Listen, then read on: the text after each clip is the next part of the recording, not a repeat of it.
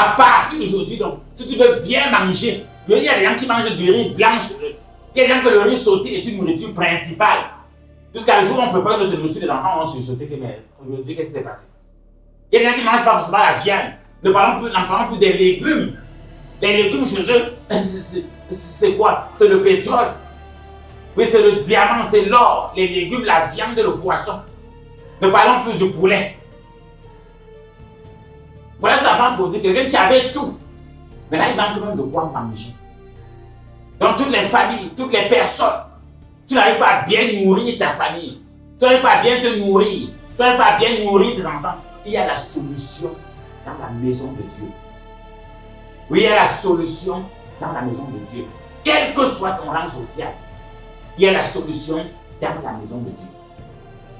Vous voyez qu'il est même parti devenir esclave. Malgré qu'il est parti devenir esclave. Et il voulait même manger. Quelqu'un a dit que bon, maintenant, comme tu veux être mon esclave, en tant qu'esclave, ton rôle c'est de nourrir les pauvres. Maintenant, il calcule la nourriture des pauvres. Il dit non. Il y a des gens qui veulent même faire des petits métiers. Parce que je suis un père de famille. Il y a des gens qui veulent faire des petits métiers. On le chasse sur les petits métiers. Il veut même faire les métiers de la débrouillardise. On le chasse des métiers de la débrouillardise. Oui, on le chasse des métiers de la débrouillardise.